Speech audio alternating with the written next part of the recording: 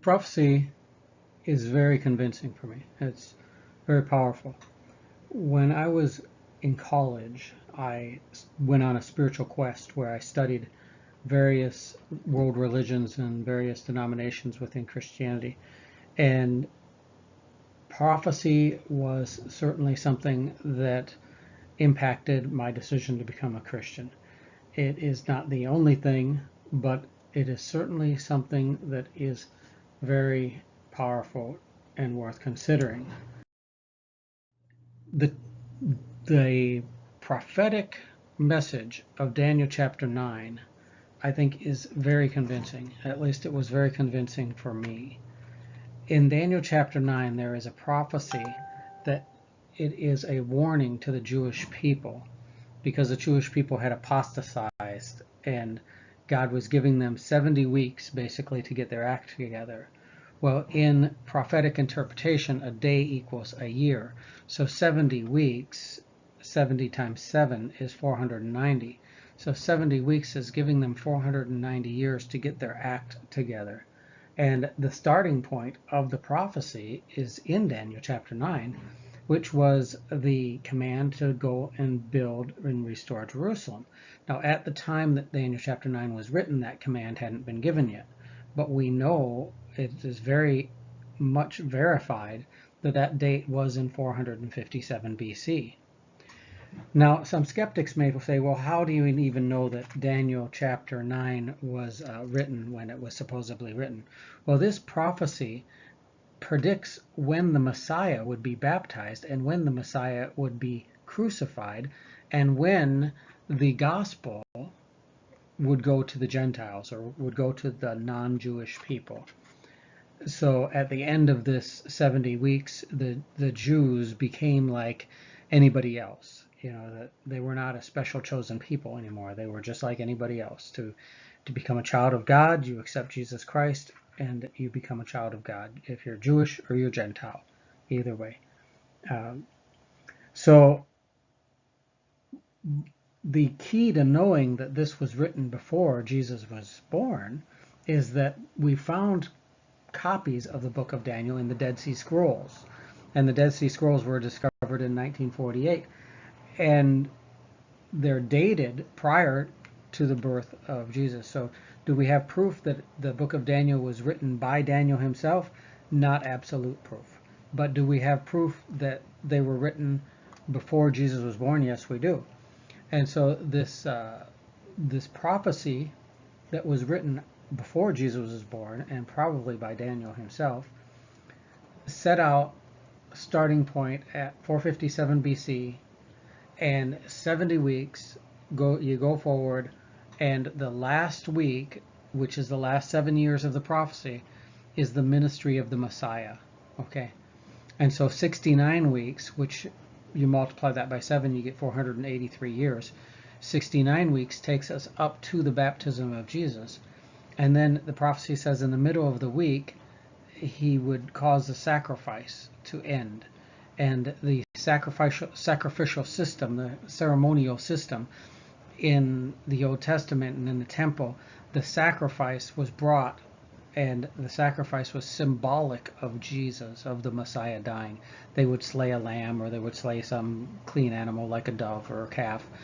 And that lamb dying was symbolic of Jesus dying. So when Jesus died in the middle of the week, which is 3.5 years into his ministry, the sacrifice, the ceremonial services of the sanctuary became null and void, became obsolete. And then Jesus died, he went to heaven, and the apostles continued to minister to the Jewish people for another 3.5 years. And at the end of that 3.5 years is when the disciple Stephen was stoned, and Saul of Tarsus was called to take the gospel message to the Gentiles. At that time, the 70 weeks was over, and Paul was the apostle dedicated to taking the message to the pagan world. And the Jews became just like anybody else at that point. And so this prophecy predicting this became very very convincing to me, as well as the Dead Sea Scrolls, because there's no other religion in the world that has the history in their sanctified books, or their holy books, that can go back like the Old Testament, of which we have through the Dead Sea Scrolls. The Dead Sea Scrolls was another very convincing thing, that here these scrolls had been buried for 2,000 years. They Some of them were had transcripts 1,000 years older than anything that we had at the time, been copied for all these years by hand by scribes. And when we found these and we started reading these, we found out that there was no significant difference between the Old Testament books as they were in the Dead Sea Scrolls and the Bible that we have today. No significant difference. And that in itself is incredible, that the Bible was copied by hand for hundreds of years and no significant errors were made. And now, with the discovery of the Dead Sea Scrolls, we have proof that it was copied for hundreds of years by hand with no significant errors made. That was pretty convincing to me too. Of course, that wasn't it. I read the book The Case for the Resurrection of Jesus by Gary Habermas. He puts a lot of historical proof in there, and he doesn't get into prophecy, but he talks about historical proof. And historical proof is like, how do we know that George Washington was actually president of the United States? None of us that are alive today saw George Washington. They didn't have videos, they didn't have cameras. How do we prove that George Washington was actually president of the United States? Well, historians, it's not a scientific method. There's no scientific method to prove that something happened in the past. But there's historical methods, and there's what we call historical proof. So it's not scientific proof, it's historical proof. And when we look at the resurrection of Jesus Christ as a historic event, and that's what Gary Habermas does in this book, when we look at it as a historical event, we actually have more historical evidence that Jesus Christ rose from the dead than we have that William Shakespeare wrote the play Romeo and Juliet.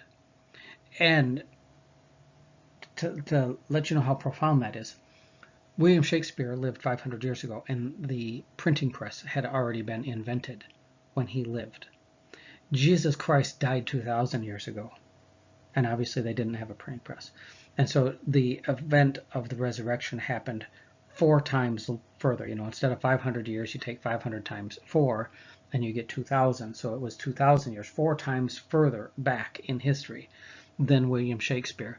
And we actually have more historical evidence to prove that Jesus rose from the dead than we have that William Shakespeare wrote Romeo and Juliet. So people might think, why the Seventh-day Adventist Church? I became convinced that Jesus Christ did rise from the dead, and that the Christian religion is legitimate. Well, first off, just the way that the Seventh-day Adventist Church follows the Bible. And the Seventh-day Adventist Church believes that the Bible is the only rule for faith. And so certainly there are traditions in the Seventh-day Adventist Church, like, we have potluck after church service a lot of times once a month. That's a tradition. The Bible doesn't tell us that as a group of believers we're supposed to have potluck after church, but there are certain traditions that we have in the Seventh-day Adventist Church, but traditions are optional. You don't have to stay for potluck if you don't want to. So the doctrine of the Seventh-day Adventist Church is very closely tied to the Bible. Now, as I've been in the Adventist Church over the years, another thing that I really have grown fond of is the doctrine of love. That for the Seventh-day Adventist Church, it's just everything is motivated by love. God's love for us, and God's or our love for each other. Everything tends to be motivated by love. But prophecy also gives me a certain level of confidence in the Seventh-day Adventist Church. The Seventh-day Adventist Church has taught that the United States has a role in Bible prophecy, and that it comes out of the book of Revelation 13:11. The Seventh-day Adventist Church has taught this since prior to 1888. They believe that the United States plays a role in Bible prophecy. In Revelation 13:11 it says, "Then I saw a second beast coming up out of the earth. It had two horns like a lamb, but it spoke as a dragon." Now in this video I'm not going to walk through the entire teaching and prophecy and why the Seventh-day Adventists teach this.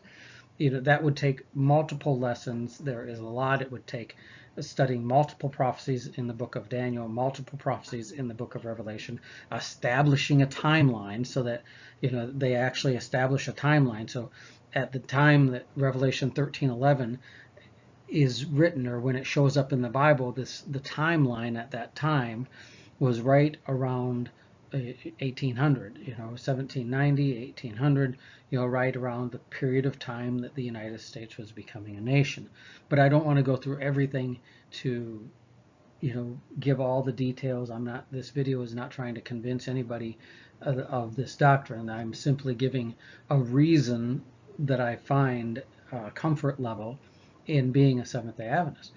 And one of the reasons is they've been teaching this since 1888. This here is a picture of the 1888 General Conference session of the Seventh-day Adventists. So you look at all these people, there are not that many people there, but they all believed that the United States was this beast with lamb-like horns spoken of in Revelation 13:11. Take a look at that picture for a moment and try to travel back into time to this period of time in history in the United States. The United States was not a world power. The United States had just come out of a very ugly civil war. Great Britain ruled the seas. And these people here are trying to say that the beast with lamb-like horns spoken of in Revelation 13:11 is the United States. It's at that point in history, it's laughable. It's laughable, because if you study the prophecy, you know that the beast with lamb-like horns causes the world to wander after the first beast. The first beast is the notorious Antichrist that we hear everybody talk about, and they try to figure out who the Antichrist is and when the Antichrist is going to come and what this number 666 is all about. And that's the first beast is the Antichrist. The United States role, what the Seventh-day Adventists have been teaching, is that the role of the United States is the role of the beast with lamb-like horns, which is not the Antichrist, but he causes the world to follow after the Antichrist. The world. Understand that. The world. I mean, that means he has to be a superpower. He's got to be a world power. He's got to be dominant. He's got to have incredible amount of influence. In 1888, the United States did not have that type of influence. And it didn't look like it was ever going to have that type of influence. We were still fighting Indians in 1888. We were not in a position to make all of the world follow after the Antichrist. But take a look at this picture. These people believed that. And you'd think these people got to be, goofy. They have to have a screw loose to believe something like that. I mean, do they really think that the United States is one day going to be the most powerful nation in the world and be able to force or persuade or coerce all the other nations in the world to follow after the Antichrist? But that's what they believed in 1888. Take a look at the world map of colonialism in 1885, just a few years before that General Conference session. Look at all the colonies that the United States had. the United States didn't have any colonies. They weren't a world power. You can see that the United Kingdom had colonies, France had colonies, Portugal and Spain and the Netherlands and Belgium and Russia and Italy, Germany, Turkey, or the Ottoman Empire. You know, they these countries all were colonial powers. The United States had Alaska, but that really wasn't a colony. We purchased, I mean, I guess you could say it was a colony. There's some Eskimos up there, and we purchased it from Russia, and it was a colony of Russia. So I guess that would be about the extent of the colonialism of the United States would be Alaska. So really not a dominant power, a world power in 1888. Now there's a great difference between American colonialism and European colonialism. And this goes into the idea of America having lamb-like horns. Okay, America, obviously in Book of Revelation, a beast with lamb-like horns, that's going to be a Christian type of beast, because Jesus Christ is the lamb, and so a lamb-like horns is a Christian type of behavior or image. Well, colonialism had a lot of evils to it. They exploited the natural resources, regardless if it was in Jamaica or Africa or Asia. These colonial powers, they would go in and they would exploit the natural resources. They would exploit cultural treasures. That is, the archaeologists would dig up things and they would find things and take them back. And there's stuff in the museum in London and in Moscow. These treasures that were taken out of other countries around the world, and they took them back to their country, basically stealing their history from them. They kept local populations poor. They oppressed the people. They would set up dictators that were friendly to them, and those dictators would then keep the local population poor. The United States, of course, did not start acquiring colonies until after the Spanish-American War, and after the Spanish-American War, we got the Philippines and Cuba and Guam and Puerto Rico, and we see that with the United States, with its colonies, that it would put the colonies on a path of independence. So they would grant them independence. They created democratic governments, which often became corrupt, but you can't really blame the United States for that. They empowered local populations. They wanted the local populations to gain power, and a lot of times we see that involved manufacturing companies going over there and setting up manufacturing facilities that provide good paying jobs for the local population. They helped develop the area economically. They helped develop infrastructure, trains and ports and factories. They helped them develop international trade. They built schools and helped educate the population. They protected the area militarily, so they kept other colonial powers away from there. And of course, they helped with disaster relief. And so the United States is very different in contrast to the European colonial powers.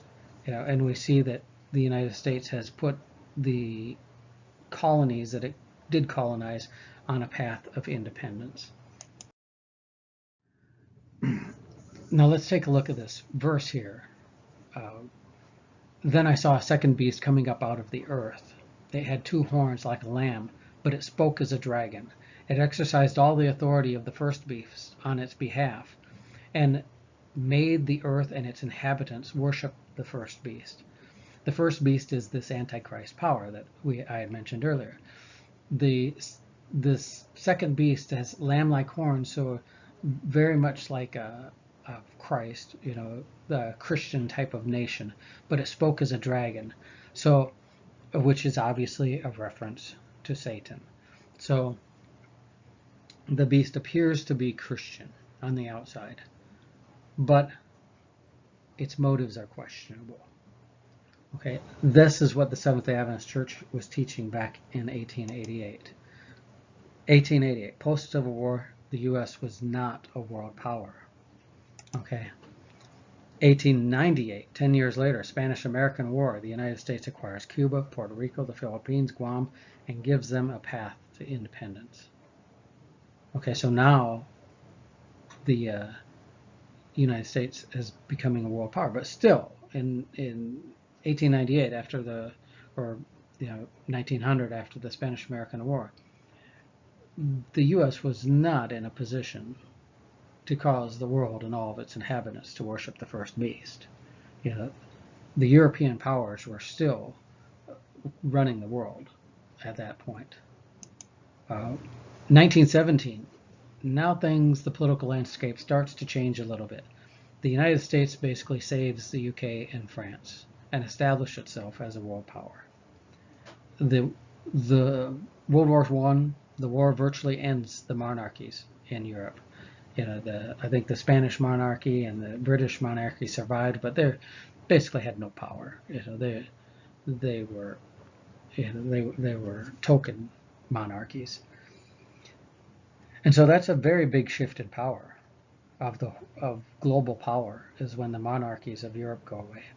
Also, there was a lot of destruction in Europe, and there was no destruction in the U.S. And so after the World War I came the 1920s, and the Industrial Revolution was in full steam. Of course, it started in the 1800s, but it was in full steam, and the United States was doing very well. Ford Motor Company started making the Model T Ford, and if you don't know the history of the Ford Motor Company, that is incredible. The railroad was going. Then we get into 1941 and World War II. Europe was totally destroyed. I mean, you think about it, men at this period of history, men mostly were farmers, and they went out in the fields, and they grew crops. When a World War came by, and World War II was much bigger than World War I, the men had to go to war, so the women had to stay. And they also took a lot of their horses, even though they did have automobiles and tanks and airplanes and everything in World War II. They still took a lot of the horses. And so the problem there is that the farms were not producing food like they would during peacetime. And the men were dying at war, and the fields were not producing food at home. And the destruction of World War II on Europe. I mean, Hitler just bombed the goobers out of Britain, and the United States and Britain just devastated Germany. So after the war, the continent was very much destroyed. But back in the United States, it wasn't destroyed at all. And so when we're talking about becoming a world power, the United States takes the lead. And not only that, the United Kingdom, Great Britain, needed the United States to bail them out. Franklin Delano Roosevelt told Winston Churchill that if the United States bailed them out, they were going to give up their colonies after the war. That the United States was not going to go and bail Great Britain out so that Great Britain could continue to rule the world. World War I effectively moved the power, global power, out of Europe and into the United States. And after World War II, the United States was the global power of the world. The Soviet Union, of course, was another global power, and there became an arms race known as the Cold War. But the European powers, other than Russia, if you want to call them a European power, but the European powers were on the sideline, and the United States was in the lead. Then in 1991, the USSR falls, leaving the US as the only superpower. This is the amazing thing. The United States is not only the most powerful nation in the world today. It is the most powerful nation that has ever existed in the history of the world. More powerful than Rome. It's more powerful than Great Britain ever was. More powerful than Greece was. More powerful than Media-Persia was. More powerful than Babylon was. The United States is the most powerful nation ever. And our power, I want to use the word disguised, but it looks like a benevolent power, a loving power. We mean nobody any harm type of power. We're protecting the world. We're keeping the world safe. We're keeping the peace. We have soldiers all over the world. We have soldiers in every hemisphere. And our submarines and our aircraft carriers are like mobile military bases. Within just a few days, we can be anywhere on this planet. We can launch a full-fledged attack out of a submarine, a missile attack. We can do an airstrike attack off from an aircraft carrier. Unbelievable amount of military power that we have. And it is unmatched by any other power in the history of the world. And here, to drive home this profound teaching, here the Seventh-day Adventist Church was teaching in 1888 that the United States was the second beast. They are the beast with two horns like a lamb that spoke as a dragon. This is a Christian in quotation marks power, but it speaks as a dragon. Well, what do you mean it speaks as a dragon? Well, we're not at that point in history yet, because you see the rest of the passage there says that it exercised all the power of the first beast and made all the earth and its inhabitants worship the first beast. The teaching here is that the beast with the lamb-like horns is going to cause the world to worship the Antichrist. And in the world that we live in today, the only power that is powerful enough to cause all of the world to do anything is the United States. And this is something that the Seventh-day Adventists were teaching in 1888, which was absurd in 1888. But it's not absurd today. It's very possible or plausible today.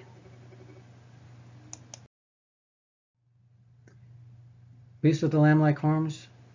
Every time that there's a hurricane or earthquake, like what happened in Haiti or the tsunami that happened some years back, the United States responds with disaster relief. We send our military over there, and our military brings humanitarian supplies, and we help out these local populations, and they love the red, white, and blue.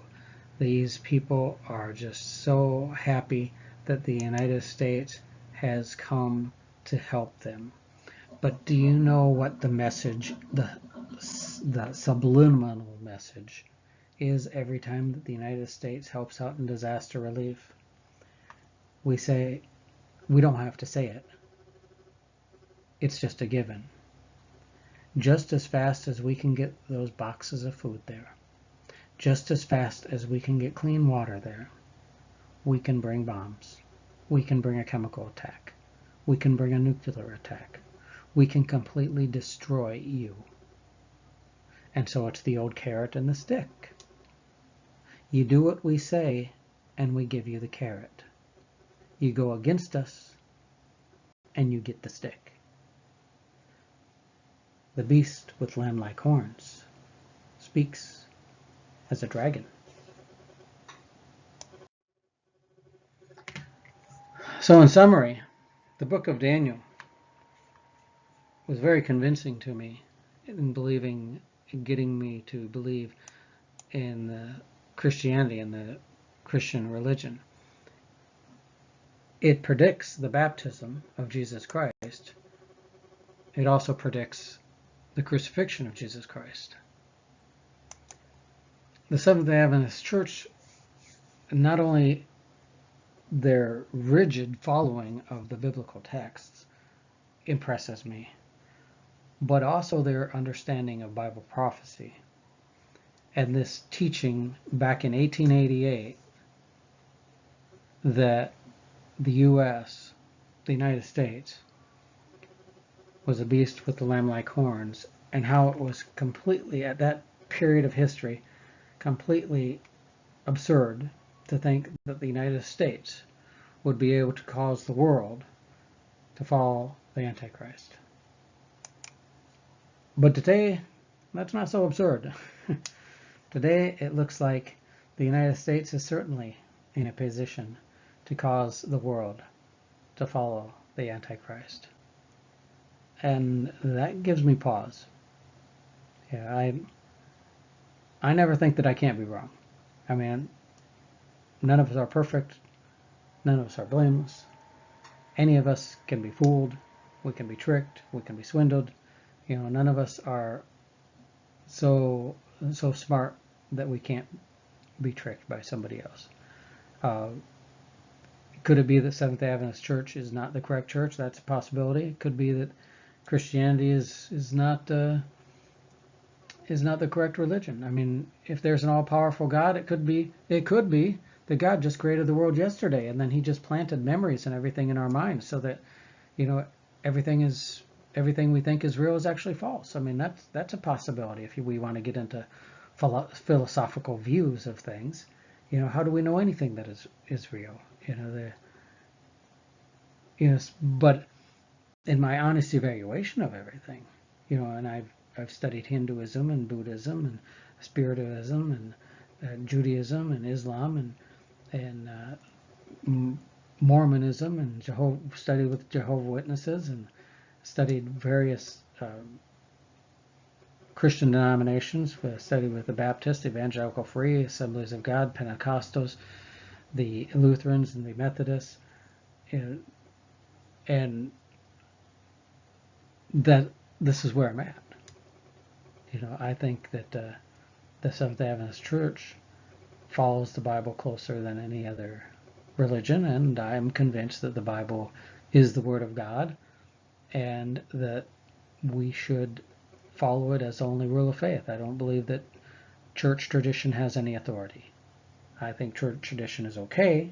I'm not against church tradition. Singing hymns at church is a church tradition. There's nothing in the Bible that says you have to sing hymns when you worship God or when you have a church service. I mean, even meeting in a church building is a tradition. There's nothing in the Bible that says you have to have a service in a church building. Traditions are fine. They're just not authoritative, in my view. So that's how I view things. The power of prophecy is very powerful to me. God tells us things that are going to happen before they happen. And one of the reasons He does that is to prepare us, to warn us, and also to build trust in Him.